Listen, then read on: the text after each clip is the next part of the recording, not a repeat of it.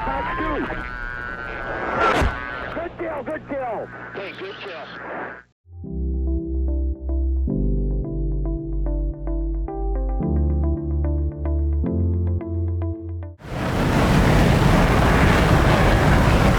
Hey guys, welcome back to another video. We're here in the Mig-31 today. We're going to be shooting some hypersonic missiles. We have a drone out there that has identified a NATO staging area. A flight of 2 Sukhoi 34s have been scrambled to hit it with surface-to-air missiles, but we have, unfortunately, a NATO B-52 strike coming in, and they got some F-15 escorts that are going to be a problem for those Sukhoi 34s. So what we're going to do is sanitize this airspace here. Look at this thing climb. Look how fast I climbed up here. Yeah, we're going to sanitize the airspace, clear the way for those Sukhoi 34s.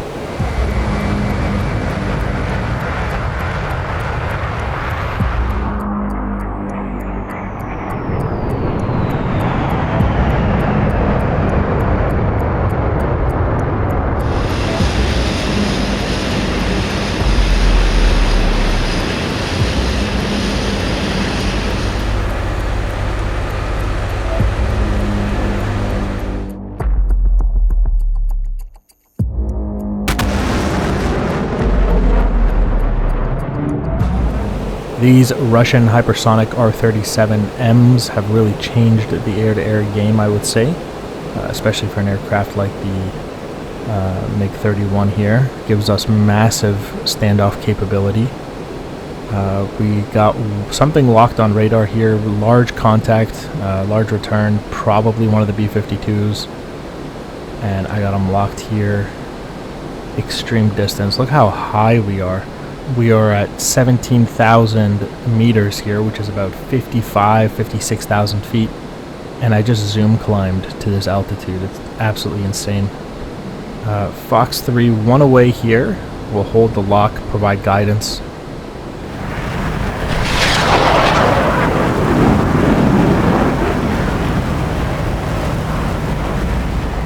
This first launch here is about 231 kilometers, about 125 nautical miles, and at an altitude of above 55,000 feet, so quite a dangerous missile.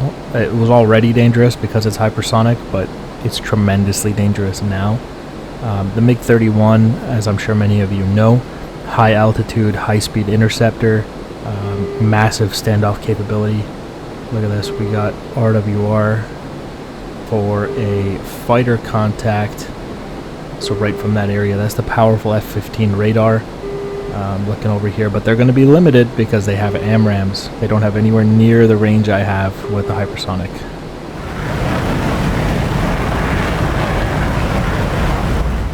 This actually highlights one of the weaknesses of the NATO side with the operational missiles currently on the F-15. Doesn't matter how good your radar is if your missile can't reach out and touch the guy that far out, you know.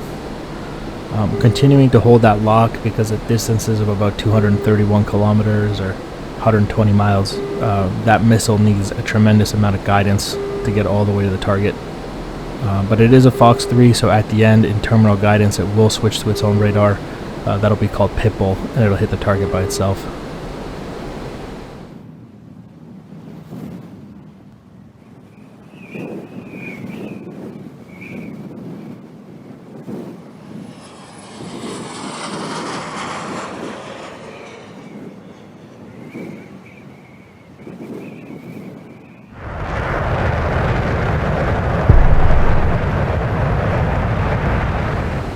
Okay, theoretically it should be Pitbull by now, so we can start turning back in. We established a slight left offset in order to anywhere between 30 to 45 degrees in order to minimize closure, because we don't want to get too close to these guys. I have the standoff advantage, so I want to keep that. I want to minimize closure. The closer I get, the faster those F-15s can engage me. Okay, turning back in. New target on TWS, got them locked. And we'll go ahead and send one in a second here.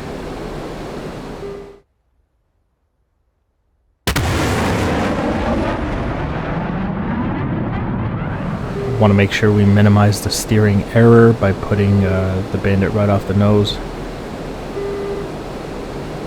And this will be fine. Fox 3, that's our second hypersonic in the air at whatever that other large target was.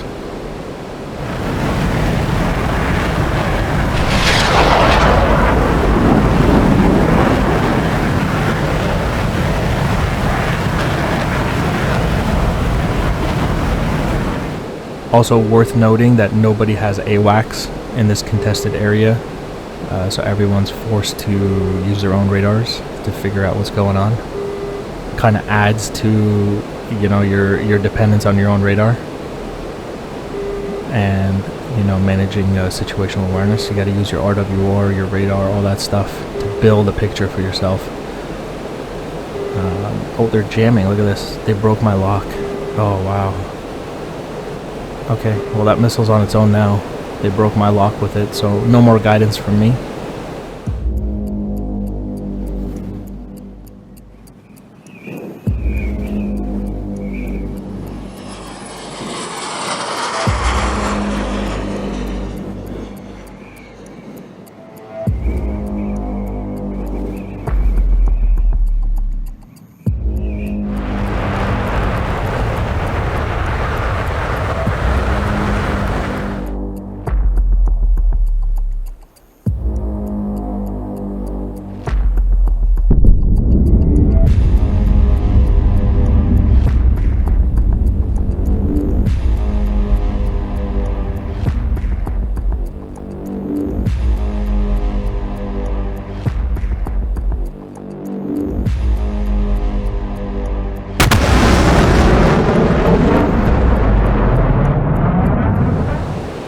We'd actually gotten close enough there that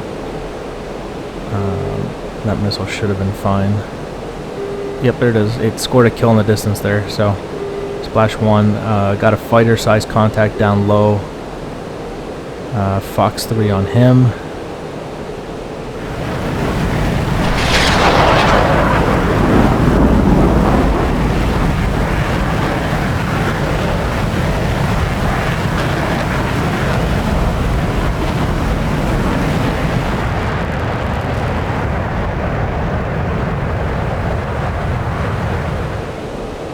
Kill the fighter, guess he'll be a problem. Oh yeah, they got a missile out on me. And we'll start defending. We'll use the tremendous speed of the Mig-31 here. And remember, the fact that I can hear that missile, the RWR is going crazy, that indicates that that missile was fired in the past and it has now hit Pitbull and therefore has switched to its own radar, and that's why I'm getting the RWR notification for it. So I'm going to defend here. There's still something up there, up high, flying. Looks large. Hopefully that fighter's dead. I don't see it though. But we're just going to continue cold to defeat that AMRAAM.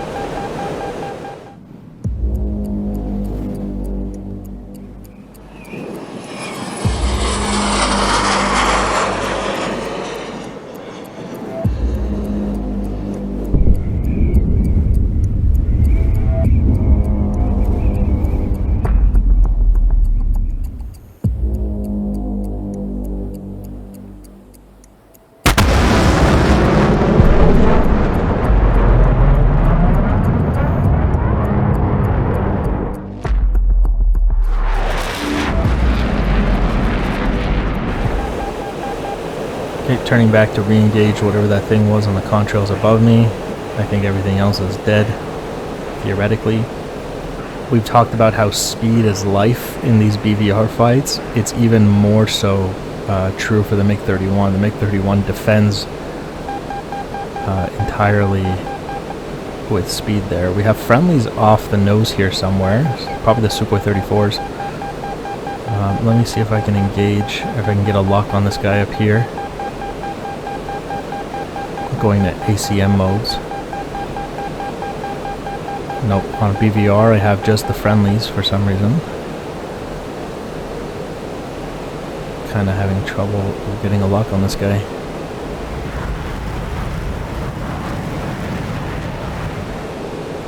Come on now, there we go, got him. Okay, R77, Fox 3. Switch the 77s just because we're so close. It's a B-52 up high. Splash 1. Pretty easy work for the Mig-31, but honestly it's because this thing is so dominant, man.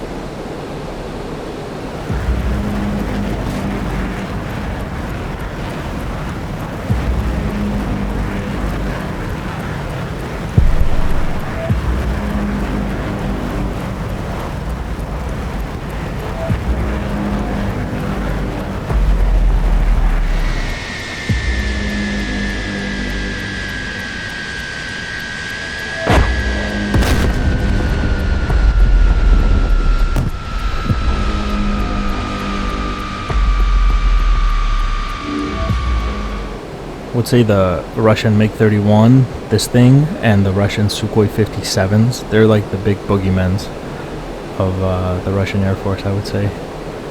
These things are pretty scary. I think I see something off the nose here. I want to try to find those Sukhoi 34s.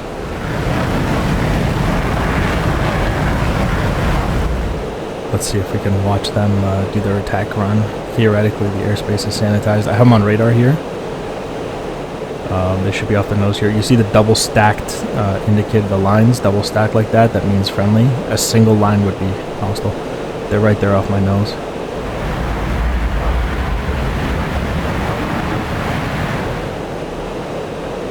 And they're diving down. Looks like they're starting their attack runs on the NATO staging area.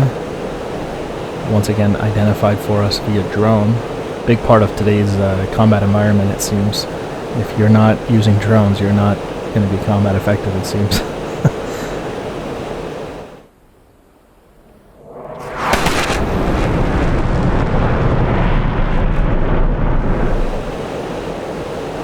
Alright, so they've started their attack run. Let me just offset slightly left so we can watch to the right here.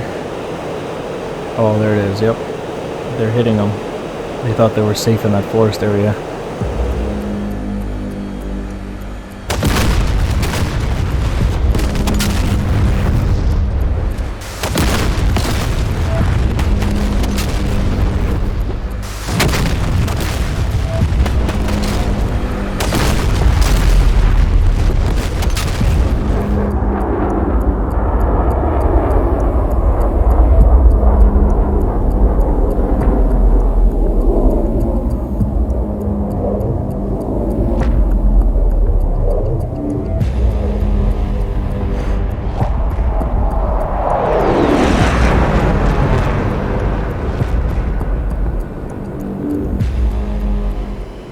Sukhoi 34s are kind of interesting looking.